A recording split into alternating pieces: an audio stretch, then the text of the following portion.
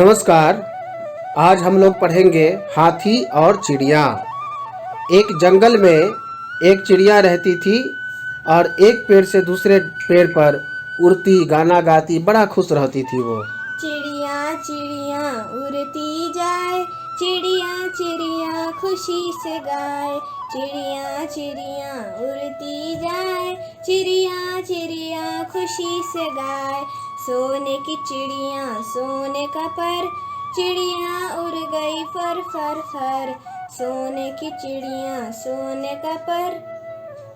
एक दिन लेकिन क्या हुआ कि एक हाथी जो बड़ा दुष्ट था उसी जंगल में रहता था, उस हाथी का इस चिड़िया के साथ झगड़ा हो गया क्योंकि वो अपना घोंसला बनाने में लगी हुई थी। वाह, यहाँ तो कितने अच्छे अच्छे तिनके पत्ते और घास है। मैं तो इन तिनकों पत्तों और घासों से अपने बच्चों के लिए घर भी बना सकती हूँ। पहले ये तिनका उठाती हूँ, फिर ये पत्ते चुनूंगी, फिर ये चुनूंगी, फिर वो चुनूंगी। तो इस प्रकार से वह चिड़िया तिनके उठा करके अपना घोंसला बनाने में लगी हुई थी और दूर खड़ा एक हाथी ये सब देख रहा था और उसे बड़ा आश्चर्य हो रहा था कि आखिर ये चिड़िया इतने देर से कर क्या रही है। पहले तो वो कुछ देर तक सोचता रहा और जब उसने देखा कि चिड़िया एक बार में एक ही तिनका उठा पाती है तो उसे हंसी छूट गई उसकी और अपनी ताकत का घमंड भी हुआ और वो कूदते हुए दौड़ते हुए चिड़िया के पास पहुंच गया। और चिड़िया के पास पहुंचकर हाथी ने कहा, चिड़िया आखिर तुम इतने देर से कर क्या रही हो? मैं देख रहा हूँ कि एक तिनका उठाती हो, एक पत्ता उठाती हो और ऊपर ले जा रही हो। तुम आखिर ये कर क्या रही हो? मैं तो अपने बच्चों के लिए घोंसला बना रही हूँ इन तिनकों और पत्तों से। अगर मुझे इस तरह के तिनके पत्ते उठाने पड़े तो मैं एक बार में एक क्या, दो क्या, 100 क्या, 200 क्या, हजारों बल्कि लाखों तिनके उठा सकता हूँ। तुम बड़े हो इसीलिए ना तुम उठा सकते हो, मैं तो तुमसे छोटी हूँ इसीलिए मैं एक ही तिनके और पत्ते उठा सकती हूँ। लेकिन वह हाथी जो था उसे अपनी ताकत का घमंड था और उसे अपनी ताकत दिखानी थी, इसीलिए वो गुस्से में आ गया और कहा कि रुको, अभी मैं तुम्हें मजा चखाता हूँ। तुम मेरी ताकत को नहीं जानती हो। अब मैं इस पेड़ को ही तोड़ कर गिरा दूंगा। और जाकर उस पेड़ पर बार बार धक्का लगाने लगा। ये सब देख करके चिड़िया बहुत दुखी हो गई। उसे समझ में नहीं आ रहा था क्या करूँ। नहीं नहीं, छोड़ दो, बचाओ बचाओ, कोई इस पागल हाथी को रोको, ये हमारा घर उजाड़ रहा है, बचाओ। लेकिन उस हाथी को कोई फर्क नहीं पड़ा और उसने धक्का मार मार कर उस पेड़ को टेढ़ा कर दिया। फिर भी वो माना नहीं, उस पर और धक्का लगाता रहा और धक्का लगाता रहा और अंत में वो पेड़ टूटकर गिर पड़ा और उस पेड़ को अपनी सूंड में लपेटकर चारों तरफ घूमने लगा।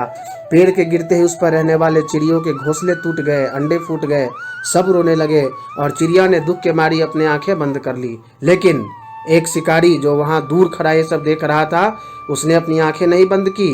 पहले तो उसने हाथी के ताकत को देखकर बहुत आश्चर्य किया, फिर उसकी ताकत का उपयोग सोचकर खुश हो गया और बाद में बहुत सारे आदमियों को ला करके सभी हाथियों को पकड़ के अपने वश में किया और सामान ढोने के काम में लगा दिया। उस दिन से सारे हाथी बहुत दुखी रहने लगे क्योंकि उन सब से बोझा ढुलवाया जाता था। बड़े बड़े लकड़ी के बंडल, प्लास्टिक, लोहे के सामान, बक्से और भी बहुत तरह के सामान लेकर उन हाथियों को भूखे प्यासे एक गांव से दूसरे गांव और एक शहर से दूसरे शहर जाना पड़ता था। वे लोग कई बार थक जाते थे, भरपेट खाना भी नहीं मिलता था और बहुत दुखी रहा करते थे। लेकिन वे सब अब गुलाम बन चुके थे और वे चाह करके भी कुछ नहीं कर सकते थे क्योंकि हाथियों को सामान यहाँ से वहाँ ढोना पड़ता था और सामान ढोते समय वे बहुत चिंतित रहते थे। एक दिन की बात है, खाना खाने के लिए जब सब हाथी एक जगह जुटे हुए थे तो वे आपस में बातचीत कर रहे थे और पहले हाथी ने कहा, ये सब तुम्हारे वजह से हुआ है। तुम अगर ऐसा नहीं करते तो आज हम सब आज़ादी से घूमते।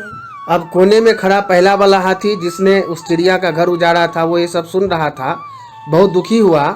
लेकिन एक दूसरा हाथी जो पहले वाले हाथी के आगे खड़ा था उसने कहा, हाँ, मैं तुम्हारी बात से सहमत हूँ, तुम्हें ऐसा नहीं करना चाहिए था।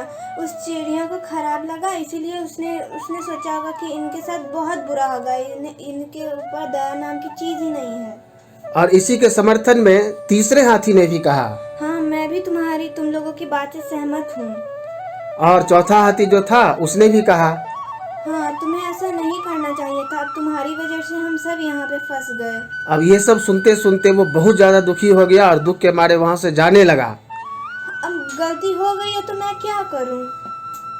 तो उसने कहा कि तुम सब मेरी गलती की वजह से फंस गए हो, वाकई मुझे भी इसका बहुत अफसोस है, मुझे उस चिड़िया के साथ ऐसा नहीं करना चाहिए था, लेकिन अब हम कर ही क्या सकते हैं, अब तो हम फंस गए हैं।